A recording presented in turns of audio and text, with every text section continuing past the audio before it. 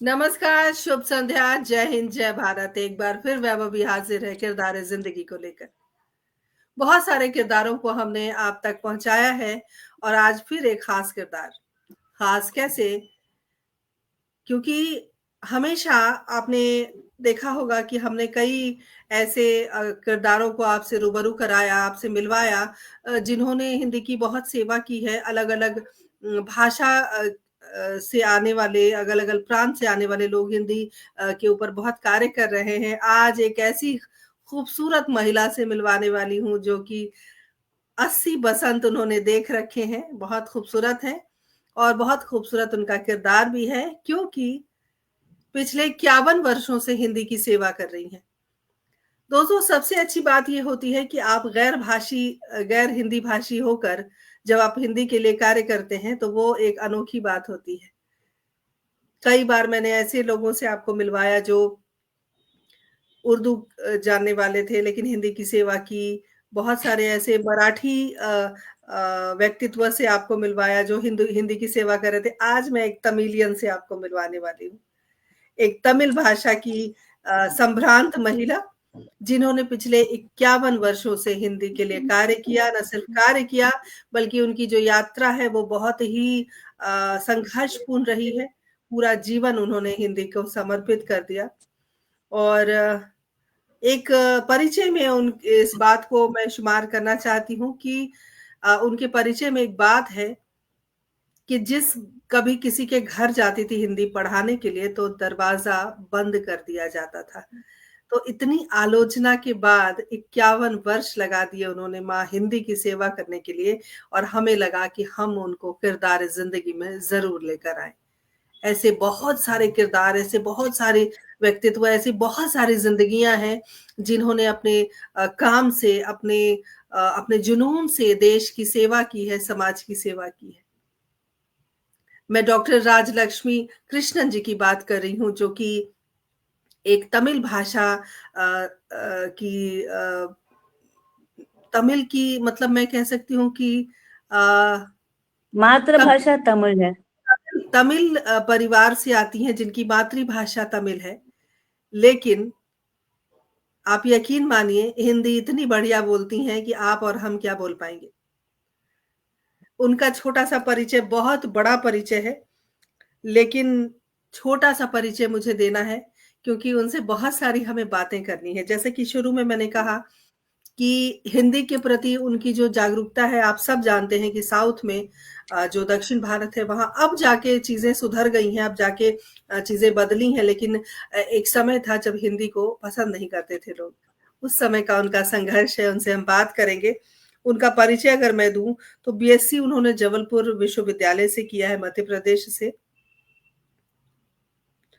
उसके अलावा MA, MPhil और पीएचडी इन्होंने हिंदी से उच्च शिक्षा और शोध का जो शोध संस्थान है वो दक्षिण भारत हिंदी प्रचार सभा टी नगर चेन्नई से इन्होंने किया है। साथ ही इतने वर्षों का इनका अनुभव रहा है, पिछले 51 वर्ष मायने रखते हैं। मैं बार-बार इस बात को आप सभी के समक्ष रख रही हूँ, ज़ोर दे रही हूँ, 51 वर्ष लगा दिए अपनी ज़िंदगी के हिंदी की सेवा के लिए और बहुत सारे पुरस्कारों से पुरस्कृत हैं। एक ख़ास पुरस्कार है जिसके बारे में मैं चर्चा करना चाहती हूँ और बहुत सारी बातें हमें उनसे करनी है। तो मैं अपनी वाणी को जल्दी-जल्दी विराम दूँगी क्योंकि उनसे हमें बहुत कुछ सीखना है, बहुत कुछ उनसे सुनना है। हाल ही में उत्तर प्रदेश के मुख्यमंत्री द्वारा उन्हें सम्मानित किया गया है और राज्यपाल के द्वारा भी उन्हें सम्मानित किया गया है। इन सब बातों पर हम आज चर्चा करेंगे, उनसे बहुत सारी बातें करनी है हमें और परिचय तो मैं सोच रही हूँ कि कितना छोटा करूँ, इतना बड़ा परिचय है कि मैं कोशिश कर रही हूँ कि मैं थोड़ा कम पढ़ूँ लेकिन पढ़ नहीं पा रही हूँ मैं क्या बोलूँ समझ में नहीं आ रहा। सबसे बड़ा पुरस्कार तो योगी जी ने दिया है। उत्तर प्रदेश के मुख्यमंत्री योगी जी ने सौहार्द सम्मान से सम्मानित किया है। मैं आप सभी को बताते हुए बहुत हर्ष की अनुभूति कर रही हूँ कि उत्तर प्रदेश के मुख्यमंत्री श्री योगी आदित्य नाथ जी के द्वारा उन्हें सौहार्द का सम्मान प्राप्त है। ये बड़ा सम्मान है और किसी भी व्यक्ति के लिए सम्मान बहुत महत्वपूर्ण होता है क्योंकि वो आपके अंदर उस ऊर्जा को बरकरार रखता है जिस ऊर्जा के द्वारा आप निरंतर कार्य करते हो। अब जैसे कि शुरू में मैंने कहा कि 80 साल की इनकी उम्र है और 80 बसंत, 80 सावन इन्होंने देखे हैं, तो बहुत सारी जो संघर्ष की इनकी यात्रा है वो भी बहुत लंबी होगी। तो बिना किसी भूमिका के बहुत ज़्यादा भूमिका रखने की ज़रूरत नहीं है। मैं डॉक्टर राजलक्ष्मी जी से आपको मिलवाती हूँ। इससे पहले डॉक्टर पुष्पलता तनेजा जी हमारे साथ जुड़ गई हैं, बहुत-बहुत अभिनंदन करती हूँ। हास्य कवि राजेंद्र विश्वकर्मा जी हमारे साथ जुड़ गए हैं, बहुत-बहुत स्वागत अभिनंदन करती हूँ। आप सब इसी प्रकार बने रहें, जुड़े रहें और राजलक्ष्मी जी से मुलाकात करते हैं और बीच-बीच में मैं उनकी उपलब्धियों के बारे में आपको बताती रहूँगी, लेकिन मैं अब रुकना नहीं चाहती क्योंकि मुझे उनसे बहुत सारी बातें करनी है। तो चलिए उनसे हम रूबरू होते हैं। नमस्कार राजलक्ष्मी जी, आपका बहुत-बहुत स्वागत है हमारे इस कार्यक्रम में, बहुत स्वागत है। आपका भी बहुत स्वागत है। आपको भी बहुत धन्यवाद कि आप मेरा इंटरव्यू ले रही हैं, साक्षात्कार कर रही हैं। बहुत मुझे खुशी हो रही है, बहुत-बहुत खुशी हो रही है। आशा करती हूँ कि आपकी सभी बातों का मैं अच्छी तरह से जवाब दूँगी।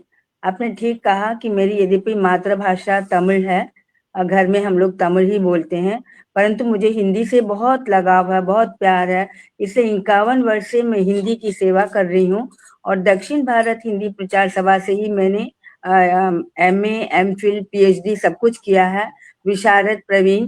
क्योंकि जब मैं शादी होके यहाँ पर आई तो मेरी सासू माँ और मेरे पति ने कहा कि यहाँ पर आपको हिंदी का प्रचार प्रसार करना है, तो मैंने सोचा कि हिंदी के लिए, वैसे तो मैं साइंस की स्टूडेंट थी, परंतु मैंने सोचा कि मेरे लिए हिंदी ही अच्छा, सीखना अच्छा है। इसलिए मैंने दक्षिण भारत से विशारद, प्रवीण और एमए, एमफिल और पीएचडी सब कुछ किया। बहुत संघर्ष करना पड़ा क्योंकि उस समय 1975 में थोड़ा-सा विरोध था। मतलब अंदर जाने से रोकते थे और पढ़ाने से भी, परंतु अब ऐसा नहीं है। अब बहुत अच्छा सभी लोग सीख रहे हैं। आपको जानकर ये खुशी होगी कि दक्षिण भारत हिंदी प्रचार सभा से प्रतिवर्ष लाखों की संख्या में हिंदी पढ़कर निकलते हैं। मतलब प्रवेश का, मध्य महाराष्ट्र भाषा, विशारद सभी कुछ पढ़कर स्टूडेंट्स निकलते हैं, तो बहुत खुशी है। अब तो हिंदी का बहुत यहाँ प्रचार प्रसार भी हो रहा है। मेरे ख्याल से कि आपको जानकर खुशी होगी कि यहाँ के हर छोटी-छोटी व्यक्ति, मतलब जैसे कि दुकानदार और रिक्शा वाले, टैक्सी वाले, ये लोग भी हिंदी थोड़ा बोल और समझ सकते हैं। और अभी भी इस वर्ष, मतलब 80 वर्ष की उम्र में भी मैं लोगों को यहाँ पर बिल्कुल निःशुल्क हिंदी सिखाती हूँ बोलना, क्योंकि उन लोगों को लिपि थोड़ा कठिन है, जो बड़े-बूढ़े हैं, तो उन लोगों को मैं सिखाती हूँ और अब तक लगभग मैंने 1000 प्रचारकों को शिक्षा दी है हिंदी में, बोलने में, लिखने में, सब कुछ। और ये केवल यही नहीं, आपको ये जानकर भी खुशी होगी कि मैं यहाँ पर नागरी लिपि के लिए भी काम कर रही हूँ और यहाँ के प्रभारी हूँ। मैं तमिलनाडु की प्रभारी हूँ नागरी लिपि परिषद की। तो मैंने बहुत से लोगों को इस परिषद से जोड़ा है, जिसके कि अध्यक्ष डॉक्टर हरि सिंह पाल जी हैं, जो दिल्ली में हैं, शायद आप भी उन्हें जानती होंगी। तो उनके लिए जी, मैं बहुत काम कर अच्छे रही हूँ से और मैं अनेक जानती हूँ सदस्यों को और मैंने जोड़ा है और उस जी, लिपि के लिए काम कर रही हूँ। जी, डॉक्टर और आप राजलक्ष्मी कुछ जी पूछना चाहती? ज़रूर, हम बहुत सारी बातें आपसे करेंगे, बहुत कुछ पूछेंगे। जब भी हम कार्यक्रम की शुरुआत करते हैं, तो हम चाहते हैं कि जो किरदार हमसे रूबरू है, जो किरदार हमारे साथ है, वो अपने परिवार के बारे में, अपने परिजनों के बारे में ज़रूर हमें कुछ बताएँ। तो मैं चाहूँगी कि हम आप अपने परिवार के बारे में हमारे दर्शकों को बताएँ और हमारे साथ हमारे पटल के मुख्य सलाहकार आदरणीय सुरेंद्र शर्मा सागर जी जुड़ गए हैं, बहुत-बहुत अभिनंदन करती हूँ, स्वागत करती हूँ। आप सब इसी प्रकार हमारे साथ बने रहें, जुड़े रहें। तो अ, डॉक्टर साहिबा, मैं चाहूँगी कि आप अपने परिवार के बारे में हमारे दर्शकों को कुछ बताएँ। मेरे हस्बैंड भी मेरे बहुत सहायता करते हैं परिवार में, और उन्होंने भी एमबीए किया है वाशिंगटन यूनिवर्सिटी से, उन्होंने एमबीए किया है। वे भी कॉलेज में, बहुत कॉलेज में एमबीए क्लासेस लेते थे। और मेरी 2 बेटियां हैं, एक विभा, एक वीना। पर जब मैं एमए और एमफिल करती थी तो वो लोग 2 साल के और 7 साल के बच्चे थे दोनों। तो इतनी छोटी में मुझे बहुत संघर्ष करना पड़ा, क्योंकि घर का काम भी देखना, बच्चों को भी संभालना और सारा कुछ पढ़ना भी, और कॉलेज जाकर मैं पढ़ती थी, क्योंकि एमए एमफिल पढ़ने के लिए तो काफी टाइम लगता है। तो उस समय मैं अपने हस्बैंड को बहुत थैंक्स देती हूँ, धन्यवाद देना चाहती हूँ, आभारी हूँ, क्योंकि उन्हें हर समय मेरी बहुत मदद की। और मेरी सासू माँ जो अब नहीं है, सासू माँ हमेशा कहती थी कि आप हिंदी पढ़ने के बाद आपको एक बहुत बड़ी लेखिका बनना है, कवियत्री बनना है।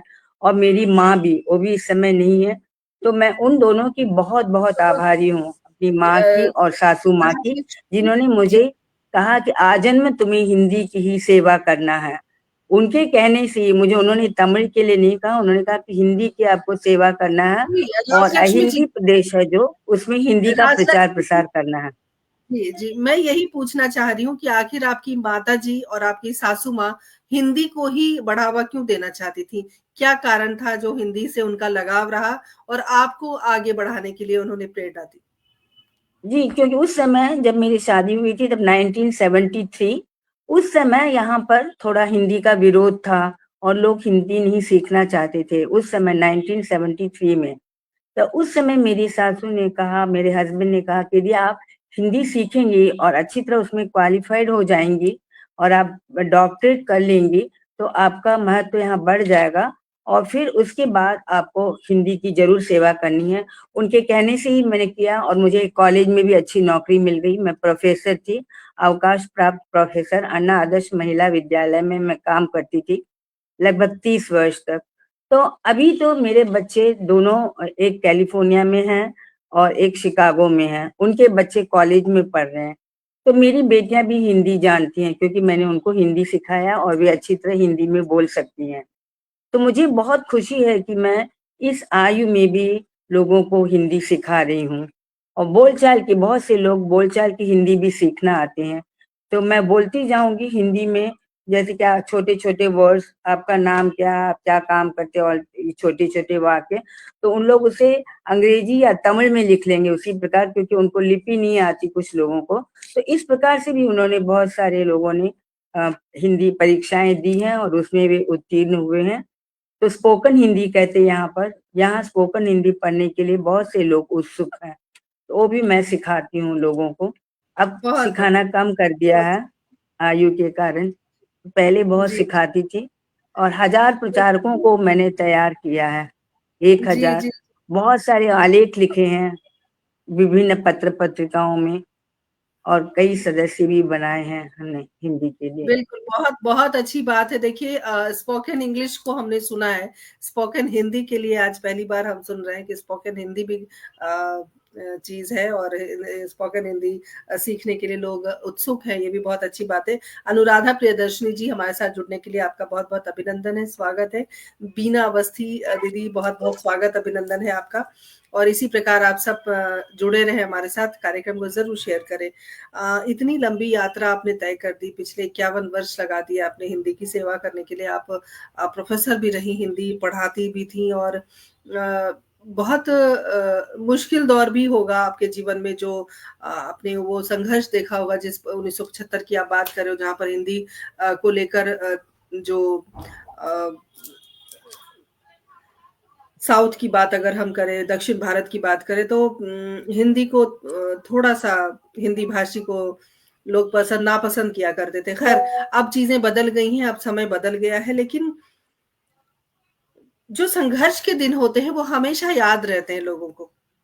हमने कहाँ से शुरुआत की थी, हम कहाँ से चले थे और आज हम कहाँ पहुँचे हैं। तो वो जो एक लंबी यात्रा होती है जीवन की, वो यात्रा बड़ी याद करने वाली होती है और कहीं न कहीं हमारे मन में एक टीस होती है कि देखिए हम कहाँ से चले थे और आज कहाँ पहुँचे। उस यात्रा के बारे में भी हम बात करेंगे, लेकिन मैं तमाम दर्शकों को बताना चाहती हूँ कि 2018 में उत्तर प्रदेश के मुख्यमंत्री श्री योगी आदित्यनाथ द्वारा लखनऊ में सौहार्द सम्मान से आपको सम्मानित किया गया था। उसके अलावा 2018 में दक्षिण भारत हिंदी प्रचार सभा मद्रास में राज्यपाल बनवारी लाल पुरोहित द्वारा हिंदी प्रचार प्रसार के लिए वरिष्ठ प्रचारक सम्मान से भी आपको सम्मानित किया गया है।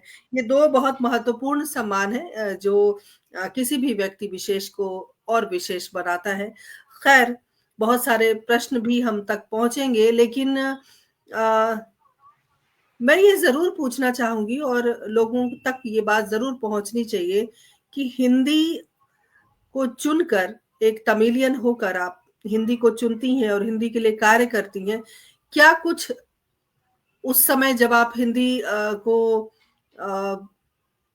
ज़्यादा तवज्जो दे रही थी या ज़्यादा उनके हिंदी को प्रचार-प्रसार के लिए या हिंदी भाषा सीखने के लिए या सिखाने के लिए जब आप प्रयत्नरत थी उस समय, क्या संघर्ष थे?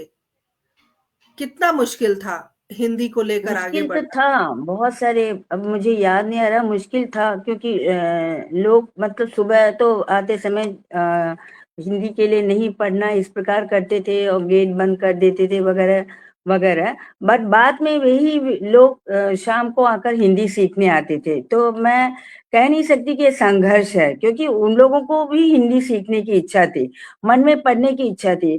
तो पास-पास में इतने मतलब टीचर्स थे कि उन लोग भी बच्चों को हिंदी सिखाते थे। केवल प्रचार सभा जाने से रोकते थे उस समय 1975 में। फिर भी मैं 1975 से 80 तक वहाँ पर रहकर मतलब हिंदी सिखाती थी प्रचारकों को, और उसके बाद में लोग हिंदी सीखने आते थे, और साथ में मैं एमए उसी समय मैं सिखाती भी थी और एमए, एमफिल भी कर रही थी उस समय। तो इसलिए मेरे ख्याल से लोगों को संघर्ष कुछ राजनीतिक कारण हो सकते हैं, पर मैं ये नहीं कह सकती कि लोगों में विरोध की भावना थी, क्योंकि उनमें भी हिंदी सीखने की इच्छा थी। तभी तो मैं कह रही हूँ कि अभी मतलब इतनी अधिक उन्नति हो गई है कि हर साल मैं बोलती हूँ कि हर साल दक्षिण भारत हिंदी प्रचार सभा से लाखों की संख्या में प्रचारक निकलते हैं, और वे भी मतलब हिंदी सीखकर प्राथमिक, मध्यमा, विशारद वगैरह वगैरह करके अब तक मतलब पीएचडी तक कर रहे हैं। तो अब लाखों की संख्या में निकल रहे हैं, और उन लोगों का दीक्षांत समारोह वगैरह भी मनाया जाता है। तो अब पहले जैसे विरोध नहीं था, पहले मतलब लोग दिखाने के लिए कि हाँ अंदर नहीं आना है, और मतलब पेंट वगैरह लगा देते थे, हिंदी में कुछ लिखा रहता था तो उसमें कालिक लगा दिया जाता था और पढ़ने से रोका जाता। पर अब ऐसी बात नहीं है, अब तो लोग खुले दिल से अच्छी तरह से सब हिंदी पढ़ रहे हैं। काफी दक्षिण भारत हिंदी प्रचार सभा का बहुत अधिक विकास हुआ है। तो या जितना मेरे ख्याल से जितना उत्तर भारत में भी सेमिनार या वेबिनार वगैरह, खासकर जब यहाँ पर कोरोना की बीमारी हुई थी, तब भी हम लोग हिंदी में महीने में 4 या 5 इस प्रकार से काव्य गोष्ठी चलाते थे, निबंध के बारे में निबंध करते थे, लेख लिखते थे और भाषण देते थे, व्याख्यान होता था। तो बहुत कार्यक्रम होते थे, जितना कि उत्तर भारत में भी नहीं है।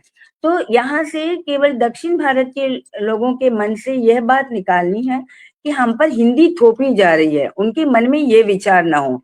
तो उनको लगता है कि शायद हम पर हिंदी थोपी जा रही है, क्योंकि हम लोग तो यहाँ पर हिंदी पढ़ रहे हैं, हम कॉलेज में भी पढ़ रहे हैं, हिंदी प्रचार सभा में भी सब जगह पढ़ रहे हैं। अब तो थोड़ा महत्व कम हो गया है, शायद कह सकती हूँ मैं। परंतु जितने मतलब यहाँ पर हिंदी में कार्यक्रम हो रहे हैं या सेमिनार हो रहे हैं या वेबिनार हो रहे हैं, मेरे ख्याल से शायद उत्तर भारत में उतना नहीं होता होगा। तो इसलिए मैं अब कह सकती हूँ कि यहाँ पर हिंदी का बहुत अधिक प्रचार प्रसार हो रहा है। ना केवल हिंदी का, परंतु नागरी लिपि का भी हो रहा है। तो मेरे ख्याल से मैं एक बात और सुझाव आप लोगों को देना चाहती हूँ कि जिस प्रकार से हम लोग यहाँ पर अभी हिंदी बड़े प्रेम से पढ़ रहे हैं, तो उसी प्रकार से यदि दक्षिण भारत में भी दक्षिण की कोई भाषा है, जैसे मलयालम है, तमिल है, तेलुगु है, तो कन्नड़ है, ये 4 भाषाएं कम से कम उनके यदि सिलेबस में रखा जाए, तो यदि वे लोग चेन्नई आएंगे तो क्या होगा, राष्ट्रीय एकता बढ़ेगी, उन लोगों को भाषा समझने में आसानी होगी। परंतु ये जो साउथ की भाषा है उसकी थोड़ी लिपि तो जरा कठिन है, समझने में भी कठिन है, क्योंकि जैसे हिंदी बहुत सरल है, हम जैसा बोलते हैं वैसा ही लिखते हैं, अलग नहीं है। उसकी जो लिपि है, नागरी लिपि, वह भी बहुत सरल है, मतलब जो हम लिखते हैं, जो हम बोलते हैं, जो समझते हैं वैसे ही सब कुछ है। परंतु तमिल, तेलुगु, मलयालम में इस प्रकार से नहीं होता है, बोला कुछ जाता है, लिखा कुछ जाता है, समझा कुछ जाता है, तो थोड़ी कठिनाई है। तो मेरे विचार से यदि इन भाषाओं को हम देवनागरी लिपि में लिखें तो सभी को समझने में आसानी होगी। तो जो भी मतलब उत्तर भारत से जो लोग दक्षिण भारत में आएंगे उनको भाषा समझने में आसानी होगी और इससे मेरे ख्याल से उनमें राष्ट्रीय एकता भी बढ़ सकती है। एक दूसरे के संपर्क में आएंगे तो हम जो भी बहुत बोलते हैं सुंदर, यदि लिपि में लिख के उनको दें तो आसानी से समझ सकते हैं। तो बहुत मेरे सुंदर ख्याल से सुझाव मैं एक आपके द्वारा। सजेशन देना चाहती हूँ कि आप वहाँ के सिलेबस में भी कोई एक भाषा को रखने के लिए सरकार से आग्रह करेंगे तो मुझे बहुत खुशी होगी। जैसे तमिल, मलयालम, बहुत तेलुगु कोई एक भाषा वहाँ के सिलेबस में यदि रखा जाए तो अच्छा होगा। जी, बहुत सुंदर सुझाव है। मुझे लगता है आला अधिकारी तक अगर ये बात पहुँचे, तो शायद वो इस ओर सोचेंगे। हमारे साथ प्रदीप गौतम जी जुड़ गए हैं, बहुत-बहुत अभिनंदन, स्वागत करती हूँ। हमारे साथ सुभाष राहत बरेलवी साहब जुड़े हुए हैं, बहुत-बहुत स्वागत, अभिनंदन करती हूँ। इसी प्रकार आप सभी जुड़े रहें, बने रहें कौन हमारे साथ। जुड़े हैं? अभी कौन जुड़े हैं?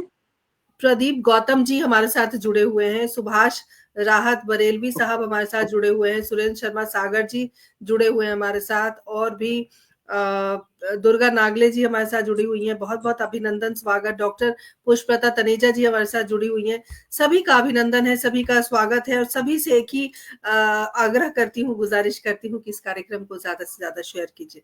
ज़्यादा से ज़्यादा लोगों तक बात पहुँचनी चाहिए। मेरा भी आशीर्वाद है उन लोगों के लिए, सभी के जी, लिए मेरा ज़रूर। भी आशीर्वाद और शुभकामनाएं।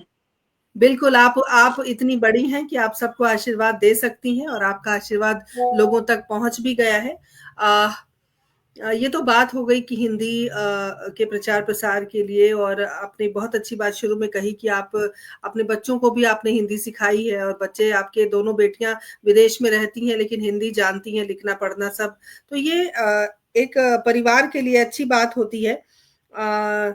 एक आपके पतिदेव ने भी एक महाभारत पुस्तक लिखी है जिसका अनुवाद आपने किया है हिंदी में या तमिल में, जी हाँ, अगर मेरी मेरे जानकारी सही है। हस्बैंड भी तमिल के मैं राइटर जानता हैं और जी, अंग्रेजी के भी बहुत सारी किताबें लिखी हैं जी, उन्होंने भी, अंग्रेजी में भी और तमिल में जी, भी। पर हिंदी वो समझ सकते हैं, उतना जी। ज्यादा बोल नहीं सकते और लिख भी नहीं सकते। अभी सीख रहे हैं मेरे साथ रह रहकर, वो भी हिंदी सीख रहे हैं। तो थोड़ा बहुत वो बोल लेते हैं, थोड़ा बहुत समझ लेते हैं, पर हम जी, जैसे बोलते हैं उस प्रकार से नहीं बोलते। तो इसलिए उन्होंने मतलब वे भी तमिल के भी राइटर हैं, तो उन्होंने तमिल में बहुत सारी किताबें लिखी हैं। अभी हाल ही में उन्होंने मैं महाभारतम तमिल तमाम में दर्शकों लिखा। को बताना चाहती हूँ कि डॉक्टर राजलक्ष्मी कृष्णन जी के जो पतिदेव हैं, जो कि तमिल के बहुत बड़े राइटर हैं, बहुत बड़े लेखक हैं, उनका नाम है श्री आर कृष्णन जी। तो उन्होंने एक पुस्तक लिखी है जिसका अनुवाद आपने किया है। ये पुस्तक क्या है, हमारे दर्शकों को ज़रा बताएँ इसके बारे में? जी, उन्होंने तमिल में महाभारतम लिखा है और मैंने हिंदी में महाभारत। क्या देख सकती हैं ये वाला उल्टा दिखाई दे रहा है शायद, मेरे ख्याल से ठीक दिखाई दे रहा है। मैं पता नहीं कैसे रखना मुझे। जी, दिख महाभारत रहा है, दिखाई दे रहा है जी, आपको? जी, जी, जी, उल्टा है। हम देख रहे हैं। जी, नहीं, सीधा है, दिख रहा है। हाँ, तो मैंने ये महाभारत लिखा है उनका तमिल से। ये मुझे लिखने में 1 वर्ष लग गया क्योंकि बीच में हस्बैंड का एक्सीडेंट हो गया था, पैर का सर्जरी हो गया, तो 5 महीने मैं कुछ भी काम नहीं कर सकी। उनके साथ ही पूरा समय मेरा लगता था, तो इसलिए इस किताब को लिखने में मुझे 1 वर्ष लग गए, क्योंकि अनुवाद करने में तो बहुत कठिन काम है।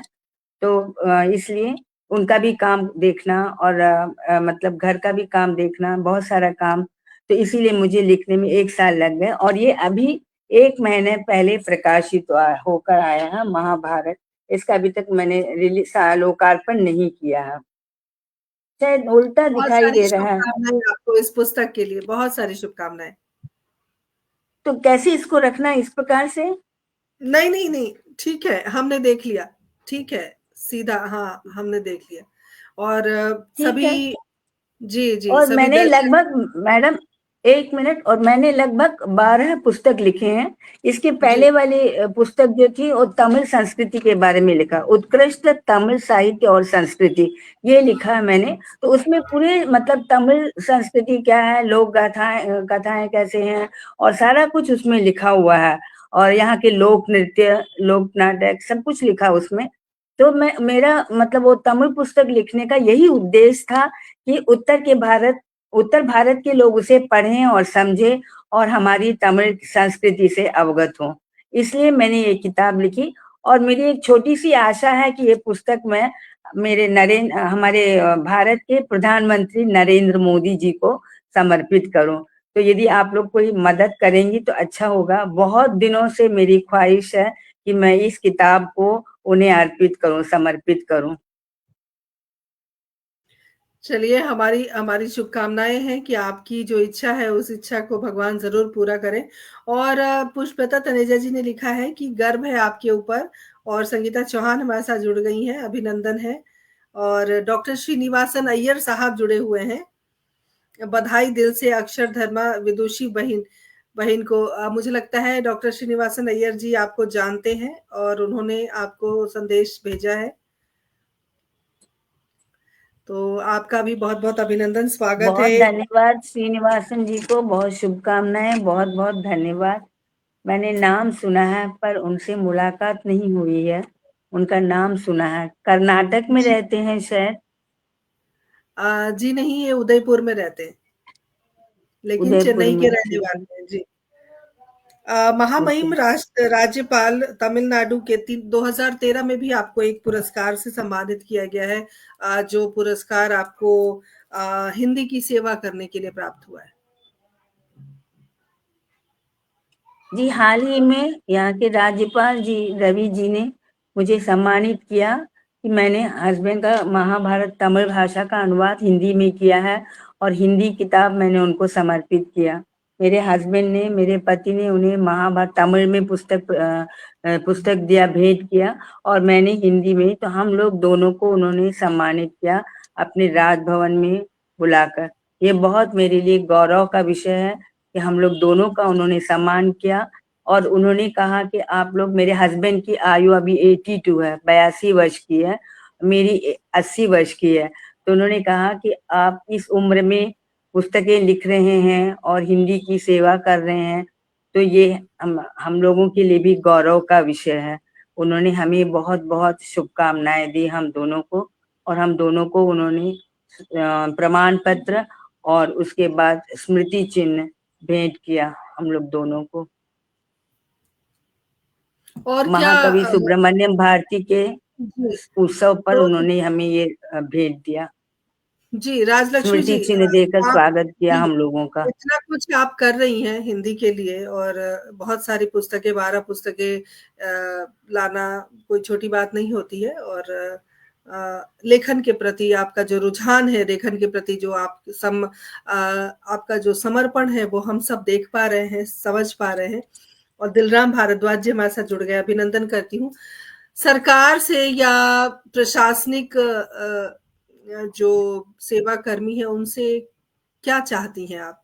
अगर आप इस कार्यक्रम के माध्यम से कुछ कहना चाहती हैं, एक लेखिका होने के नाते, तो आप क्या कहेंगी? मैं जो पुस्तकें लिख रही हूँ, मेरा ज्ञान है, तो मैं हिंदी को और सब जगह प्रचारित करना चाहती, प्रसार करना चाहती हूँ। और चाहती हूँ कि मैं और अधिक पुस्तकें लिखूं जो कि उत्तर भारत के लोगों के लिए लाभप्रद हो। और मैं अपनी मतलब तमिल भाषा का भी प्रचार, क्योंकि सभी भाषाएं, किसी भी भाषा से हमको द्वेष नहीं है, सभी भाषाओं का महत्व है। तो मैं चाहती हूँ कि हिंदी के माध्यम से, नागरी लिपि के माध्यम से मैं उत्तर भारत के लोगों को तमिल सिखाऊं, और उसके लिए मुझे जो भी मतलब सम्मान दें सरकार, उसको मैं जरूर ग्रहण करूंगी। तो मेरे योग्य जो सम्मान हो मुझे सरकार से दिलाएं तो मुझे बहुत खुशी होगी, क्योंकि मैं आजीवन हिंदी की सेवा करती रहूंगी, इसमें कोई शक नहीं। हिंदी की सेवा अभी भी मैं कर रही हूँ। जो बच्चे सीखना चाहते हैं वो उनको हिंदी सिखाती हूँ। राजलक्ष्मी जी, कई बार कैमरा उल्टा हो गया शायद। अब उल्टा हो दर्शक गया, हाँ ठीक नहीं, आ गया। ठीक है, ठीक है, नहीं, कोई है ठीक है। ना, जैसे बात कि कर आपने रहे थे कहा ना, सॉरी। जी, जी। नहीं, नहीं, कोई बात नहीं है। जैसे कि आप कह रही मैं थी कि भूल आप जाती हूँ, है ना, भूल जाती नहीं, हूँ, कोई किसी बात ने नहीं। फोन किया तो उसको डिलीट करने नहीं, जा रही थी तो पूरा कोई उल्टा बात हो नहीं, गया। कोई बात नहीं, कोई बात नहीं। आपकी इतनी उम्र है और इतनी उम्र के और बाद थोड़ी आप मैं इतनी क्या इतना एज होने के बाद है ना बहुत भूलती जा रही हूँ। मैं उसके लिए डॉक्टर ने मुझे दवाई दी है, खा रही हूँ, फिर भी बहुत भूलती जा रही हूँ। पता नहीं, कोई भगवान से प्रार्थना करती हूँ कि मेरा स्वास्थ्य अच्छा रहे। आप लोगों की दुआएं हैं तो मेरा स्वास्थ्य अच्छा रहेगा, और मेरे जो भूलने की बीमारी है उसे भी मैं दूर करना चाहती हूँ। तो ये सब आप लोगों की शुभकामनाएं ही बोलूंगी। आप लोग मुझे शुभकामनाएं दे सकते हैं ना, स्वास्थ्य जी, के लिए बिल्कुल। प्रार्थना कर सकते हैं। बिल्कुल कर सकते हैं और हम सभी कर रहे हैं। हमारे साथ पंकज कुमार खरे जी जुड़ गए हैं। बहुत-बहुत स्वागत, अभिनंदन करती हूँ। जी और आप सब डॉक्टर गोविंद नारायण शांडिल्य हमारे साथ जुड़ गए हैं। बहुत-बहुत अभिनंदन, स्वागत। सभी हमारे साथ बने रहें, जुड़े रहें। और चूँकि हमने देखा है राजलक्ष्मी जी की परिवार का बहुत बड़ा एक सहयोग होता है, हम आगे बढ़ते हैं। जी लेकिन जी चीज़ें जो होती हैं वो मतलब माता-पिता के द्वारा या अपने जी पूर्वजों के जी द्वारा वो चीज़ें हम तक जी पहुँचती, जो जीन होता है या जो चीज़ें वंशानुगत चलती हैं। ख़ैर, जो लेखनी आपकी है, तो क्या जी आपके माता-पिता की ओर से या आपके भाई-बहन की ओर से कुछ इस तरह से उनका रुझान लेखन के प्रति रहा है, जो आपको जी विरासत में वो चीज़ मिली है? जी, मेरे पिताजी भी लिखते थे, राइटर थे। पर दुख की बात है कि 52 इयर्स में ही उनका हार्ट अटैक हो गया। तो वे भी हमेशा मुझे प्रेरित करते थे कविता लिखने के लिए। जब मैं छोटी थी तभी से कविता लिखने के लिए प्रेरित करते थे और रचनाएं लिखने के लिए प्रेरित करते थे। और मेरी सासू माँ और मेरी माँ का तो इसमें बहुत बड़ा हाथ है, और ऑफ कोर्स मेरे हस्बैंड का, कि कभी भी उन्होंने मुझे पढ़ने से नहीं रोका। और मैं यदि बच्चों को सिखाती थी तो उसमें भी नहीं रोका।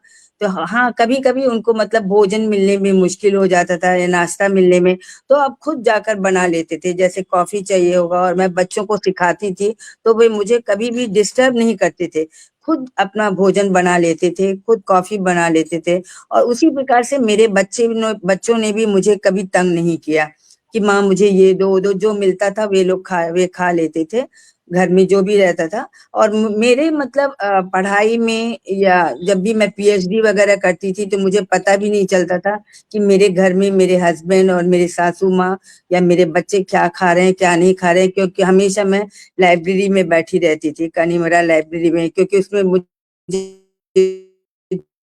ढूंढना रहता था।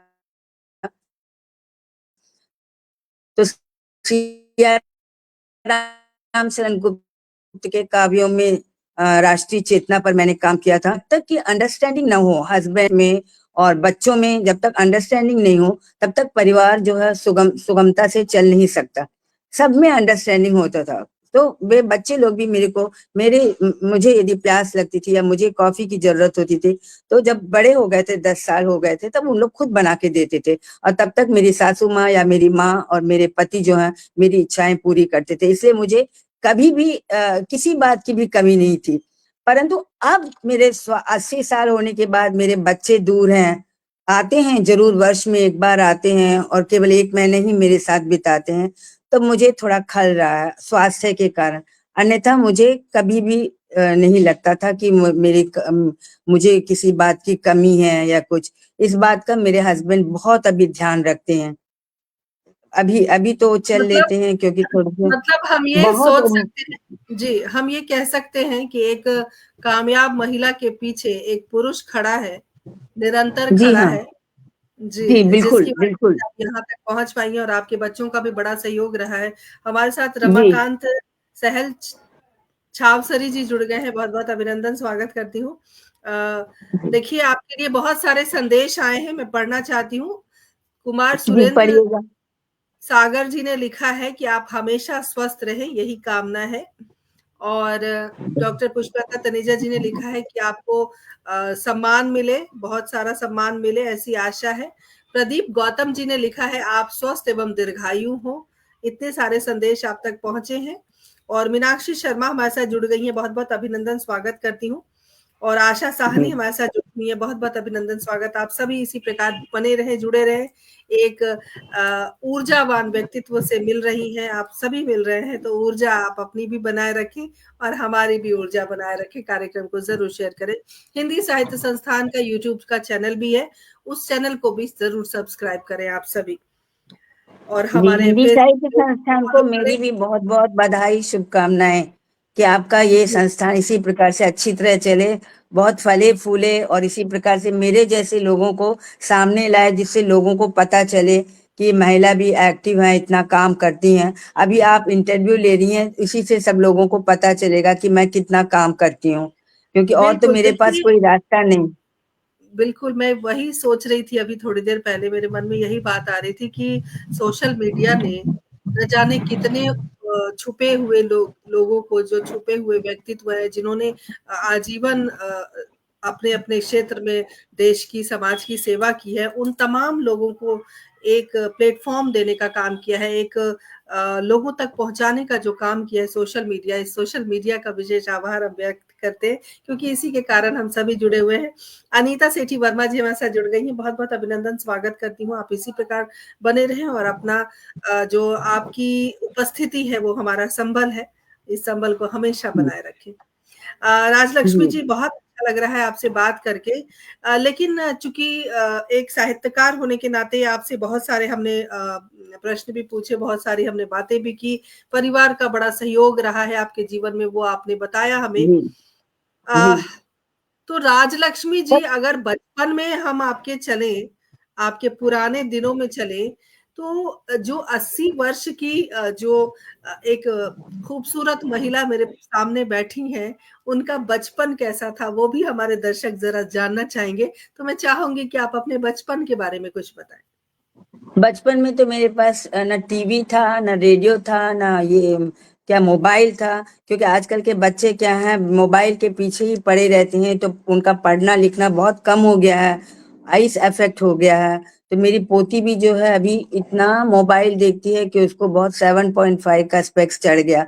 पर ये मैं कहना चाहती हूँ कि मोबाइल के कारण बच्चों में पढ़ना लिखना, बच्चे पढ़ने लिखने से बहुत दूर हो गए हैं। ये मोबाइल के कारण, और उनकी आंखें, उनकी सेहत खराब होती है तो मोबाइल के कारण। हमारे समय में तो केवल हम लोग खेलते थे, कूदते थे और टाइम पर काम करते थे, पढ़ते थे। कोई मोबाइल नहीं, कोई रेडियो नहीं, कोई टीवी नहीं, कोई कुछ नहीं। तो मेरे पिताजी भी बहुत सख्त थे, बोलते थे टाइम पर पढ़ना, टाइम पर खाना, टाइम पर सोना। तो आज मैं देखती हूँ कि मोबाइल के कारण माता पिता भी, बच्चे दूसरे कमरे में होंगे तो मोबाइल से उनको इनवाइट करते हैं कि तुम्हारा डिनर का टाइम हो गया, आ जाओ, क्योंकि बच्चे लोग मोबाइल से ही लगे रहते हैं। तो इसलिए मैं एक बात संदेश देना चाहती हूँ कि आजकल के बच्चों को समझाना चाहिए कि पढ़ाई और स्वास्थ्य सबसे प्रमुख है, उसके बाद ही मोबाइल, क्योंकि वे हमेशा ही देखते रहते हैं।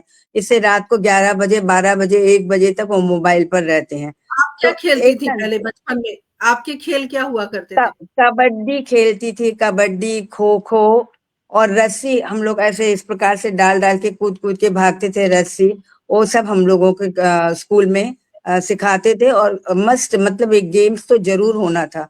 और वहां पर हिंदी हिंदी मीडियम में पढ़ाते थे, और हमारे घर में मातृभाषा हम लोग तमिल में बोलते थे। तो हम लोग सब भाई बहन और आस पड़ोस के सब लोग आके कबड्डी खेलते थे और खो खो खेलते थे, और क्या क्या बहुत सारे गेम्स खेलते थे। और वो एक गोटी डालते थे, गोटी गोलियां ना ऐसे गड्ढे में डालकर फेंक कर उसमें गड्ढे में जाना, वो सब वो कंचे, सब वो कंचे, सब अभी भूल गई। कंचे खेलते थे। जी जी हाँ। जी, और कंचे। साइकिल चलाते थे हम लोग, साइकिल चलाते थे सभी लोग, कौन फर्स्ट आएगा कोई, क्योंकि वहां पर ये छोटा छोटा गांव भी नहीं, बड़ा शहर भी नहीं, तो इसलिए वहां पर ट्रैफिक जाम नहीं होता, यहाँ जैसे ट्रैफिक जाम, वहां पर ट्रैफिक जाम नहीं था। हम लोग सब मिलकर शाम को 6 बजे, 5, 5:30 बजे से साइकिल चलाकर पूरा एक राउंड लगा कर आते थे।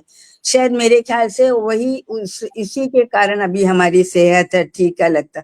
और हम बाहर से हम लोग कुछ भी नहीं मंगा कर खाते थे, होटल से सब माँ ही बनाकर खिलाती थी, ताजा सब्जियां सब लेकर।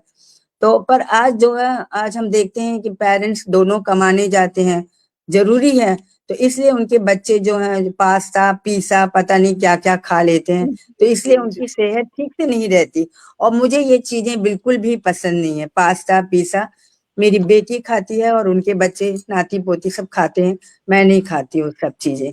तो मेरे ख्याल से इसीलिए आजकल बच्चों का जो स्वास्थ्य है, मैं अभी बोलती हूँ इतनी उम्र में कि मेरी पीठ बहुत दर्द दे रही है, मेरा सिर दुख रहा है।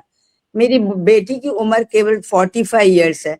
वो बोल रही माँ आपकी 80 इयर्स में ही दर्द है, मेरे को अभी से मेरे पैर और पीठ सब कुछ दर्द दे रहा है और उसका अभी से 45 इयर्स में स्पाइनल कॉर्ड का ऑपरेशन भी हो गया उसका। इतना ओहो! इतना प्रॉब्लम, फिर भी बेचारी को सब घर का काम, वहां तो सभी काम अपने आप करना पड़ता है।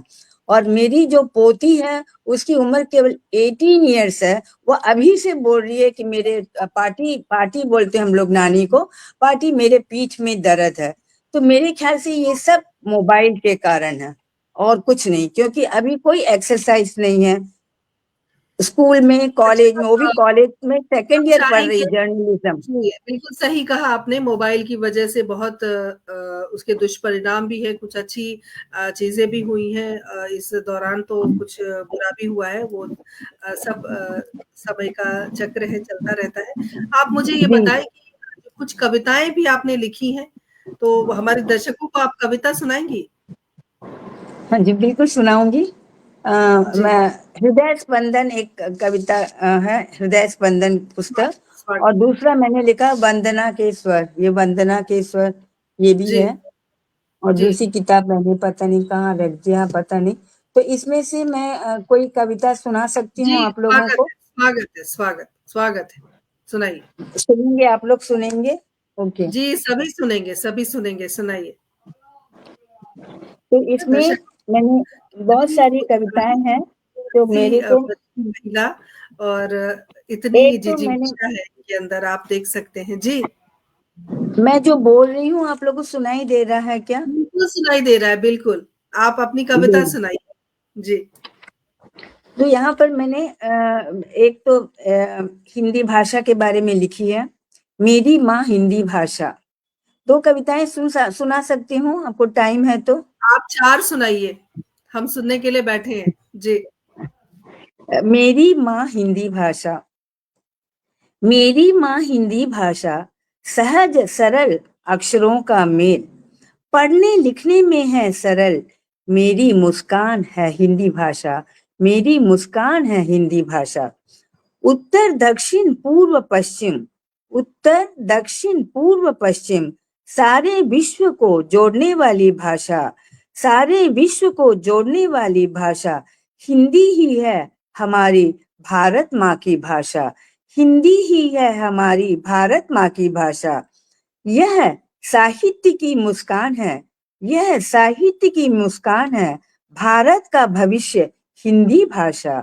वह मेरी माँ हिंदी भाषा, वह मेरी माँ हिंदी भाषा। हमारे माथे की बिंदी हिंदी भाषा, हमारे माथे की बिंदी हिंदी भाषा, भारतीयों की शान है हिंदी भाषा, भारतीयों की शान है हिंदी भाषा। इसकी सुंदर सहज देवनागरी लिपि, इसकी सुंदर सहज देवनागरी लिपि हम सबका गौरव है हिंदी भाषा। इस राजभाषा को मिले शीघ्र, इस राजभाषा को मिले शीघ्र राष्ट्रभाषा का गौरव, क्योंकि हम देखते हैं 75 वर्ष हो गए अभी भी हिंदी को राष्ट्रभाषा का सम्मान नहीं मिला, तो इसके लिए मुझे बहुत दुख है। मैं चाहती हूँ कि जल्दी से जल्दी हिंदी को राष्ट्रभाषा का गौरव प्राप्त हो। आप भी मुझसे एग्री है ना? क्योंकि सभी देश की एक राष्ट्रभाषा होती है और 75 वर्ष 76 वर्ष जी, हो गए बिल्कुल हैं। सही कह रही हैं। जी, जी, जी। 76 वर्ष हो गए हैं, अभी तक इन्हें नहीं मिला। तो इस राजभाषा को मिले शीघ्र राष्ट्रभाषा का गौरव। संस्कृत से संस्कृत से उद्भव है हिंदी, संस्कृत से उद्भव है हिंदी, देवनागरी है इसकी लिपि, देवनागरी है इसकी लिपि। इसका हम सब करें सम्मान, इसका हम सब करें सम्मान। हिंदी ही मेरी पहचान, हिंदी ही मेरी पहचान, मेरी माँ हिंदी भाषा, मेरी माँ हिंदी भाषा, करें हम सब इसका सम्मान, करें हम सब इसका सम्मान। मैं बहुत सुंदर। तमिलनाडु में भी नागरी लिपि की प्रभारी हूँ, तो यहाँ पर मैं नागरी लिपि हर महीने में एक एक कार्यक्रम करती हूँ और इसका प्रचार प्रसार कर रही हूँ। मैं चेन्नई में बहुत सारे लोगों को नागरी लिपि का मेंबर भी बनाया, सदस्य भी बनाया है मैंने, जी, और जी, इसका बहुत बहुत प्रचार प्रसार कर रही हूँ। बहुत सुंदर कविता आपकी। कुछ और सुनाना चाहेंगी आप? मंजू गुप्ता जी, एक आपका बहुत-बहुत अभिनंदन है, बहुत स्वागत है। जी, कुछ और एक मिनट, सुनाना चाहती हैं? जरूर। मैं एक कविता सुनाती हूँ, राष्ट्र वंदना। स्वागत है। आप जरूर सुनेंगी। हम सब राष्ट्र की वंदना करें, हम सब राष्ट्र की वंदना करें, राष्ट्र की आराधना करें।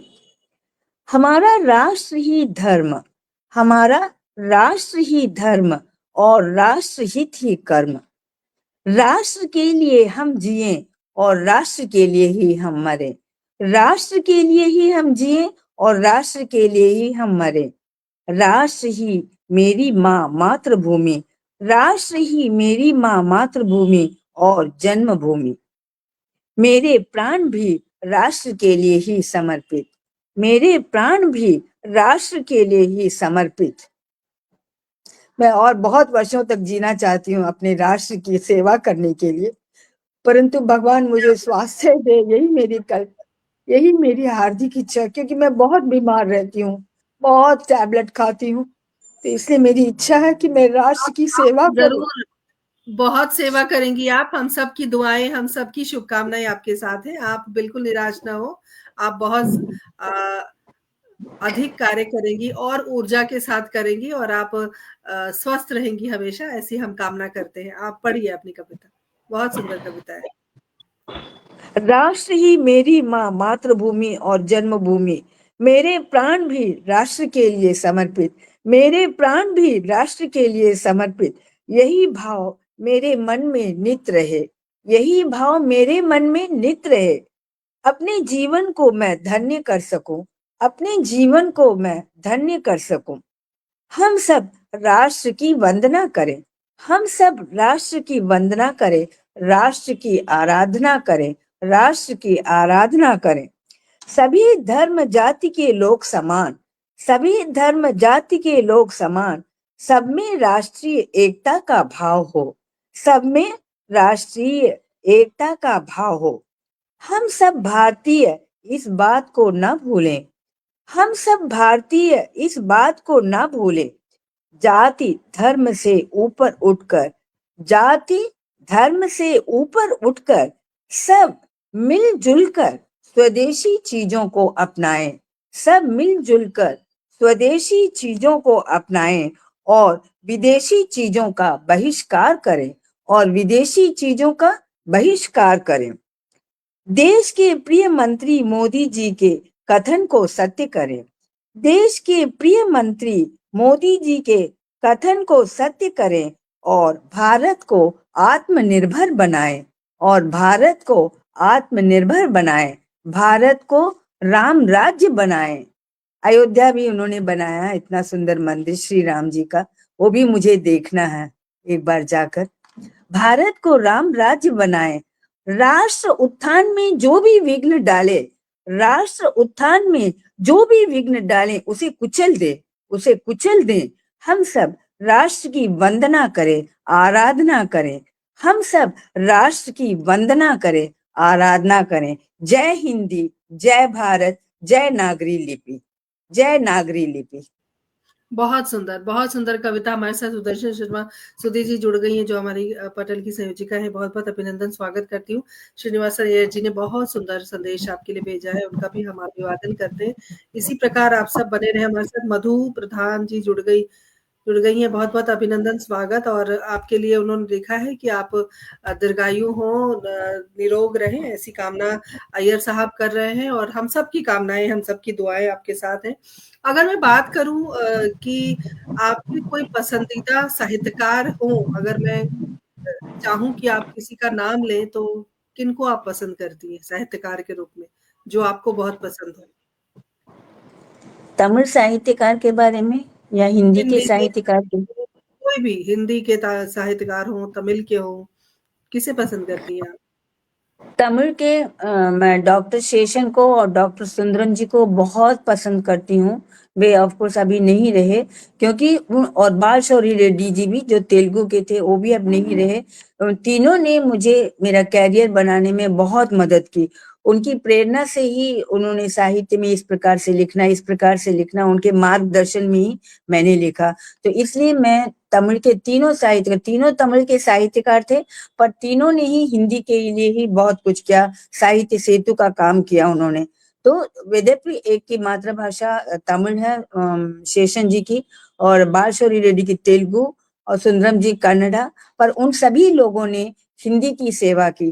तो मेरे ख्याल से उनको देख देख कर, उन साहित्यकार को देख देख कर ही मेरे मन में भी ये ऊर्जा हुई कि खाली मुझे हिंदी साहित्य ही लिखना है, हिंदी के बारे में ही लिखना है। तो बहुत और सारे हिंदी तमिल साहित्य साहित्यकार का की अगर हम बात करें, हिंदी में अगर ही हिंदी मैंने साहित्य अनुवाद भी किए हैं 2-3 जी, हिंदी किताबों का। साहित्यकार की अगर बात करें तो आपको कौन पसंद है? हिंदी साहित्यकार। हिंदी साहित्यकार तो बहुत सारे हैं वैसे तो। प्रेमचंद जी हैं, प्रेमचंद जी को मैं बहुत पसंद करती हूँ। और उसके बाद सियाराम शरण गुप्त जी भी, इन्होंने इतना काम किया पर गरीबी में ही उन्होंने समय बिताया। और मैथिली शरण गुप्त जी जो राष्ट्रीय कवि हैं, और दिनकर जी, उनको भी मैं पसंद करती हूँ। उन्होंने भी राष्ट्र कवि थे, और राष्ट्रीय कविताएं ही बहुत लिखते थे।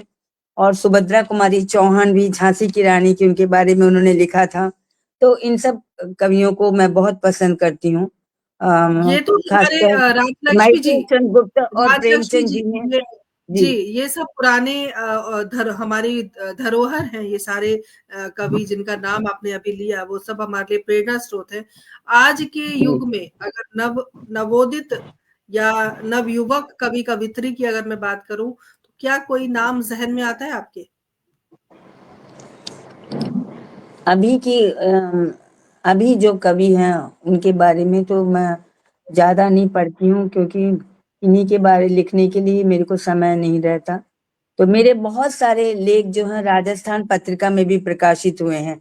हर हफ्ते, हर महीने प्रकाशित होते हैं राजस्थान पत्रिका में।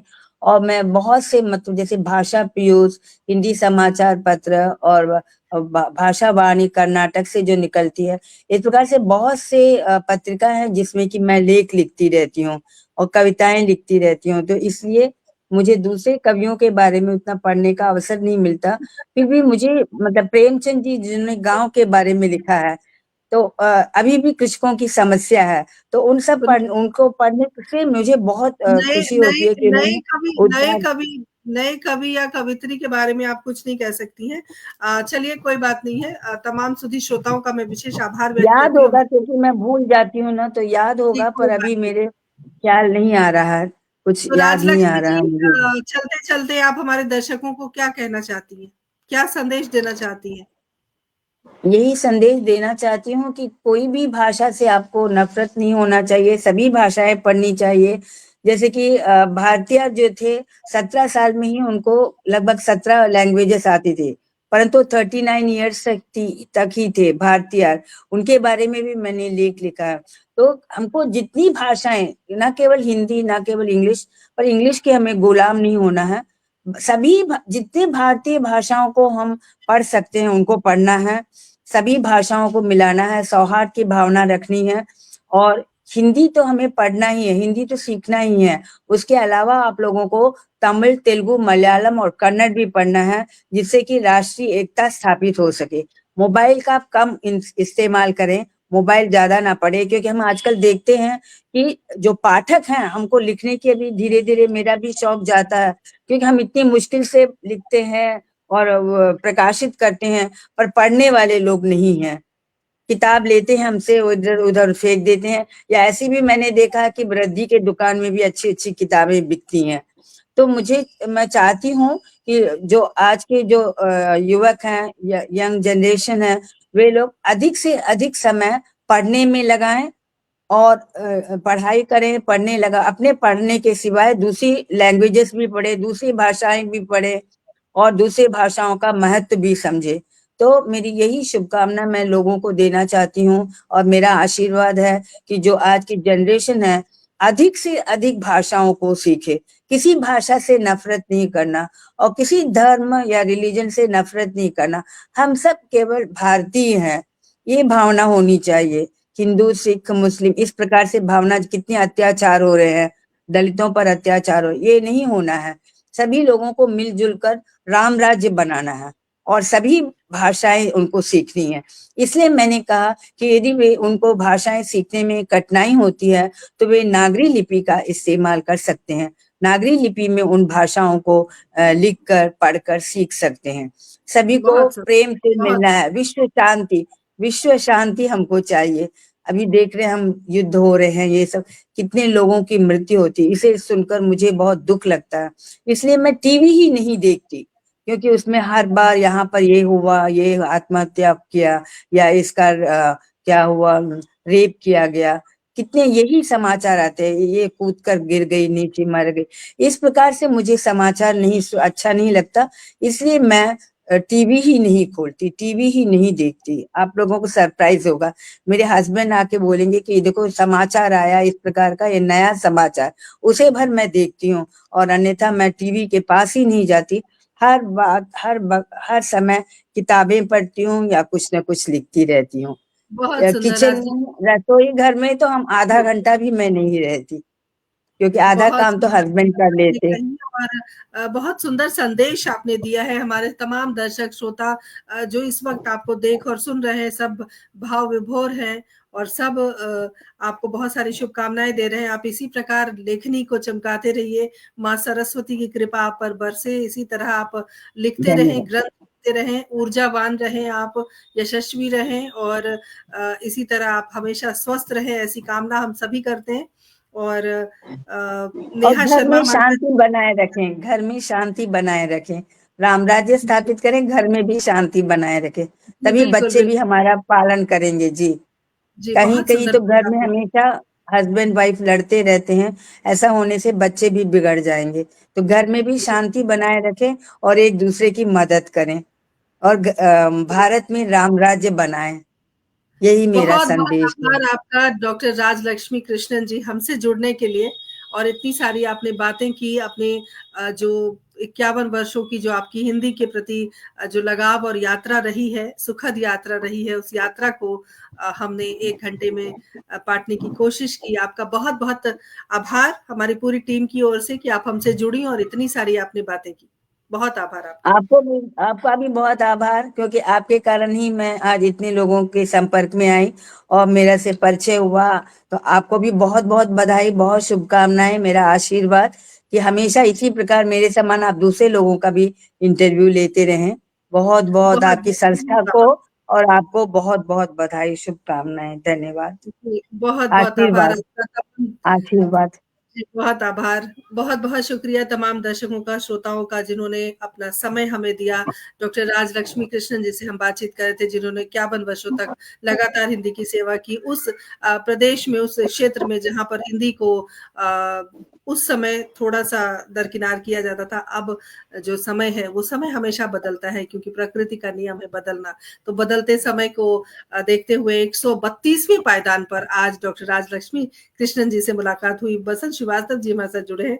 बहुत-बहुत अभिनंदन, बहुत स्वागत, और बहुत-बहुत शुक्रिया अदा करती हूँ जुड़ने के लिए। और हिंदी के प्रति जो इनका लगाव रहा है पूरे परिवार का, वो अतुलनीय है। माँ हिंदी की सेवा इन्होंने की, माँ भारती की सेवा की है, तो निसंदेह ईश्वर इनका जो प्रतिफल है वो अवश्य प्रदान करेगा। आप हमेशा स्वस्थ रहें, लिखते रहें। आपका बहुत-बहुत आभार, और तमाम दर्शकों का बहुत-बहुत आभार। अगली बार नया किरदार, समय वही, बुधवार शाम 7 बजे। जुड़िएगा और सभी परिचर्चा। पटल पर जितने भी हैं, सभी को मेरा हार्दिक शुभकामनाएं और आशीर्वाद। धन्यवाद जी, धन्यवाद।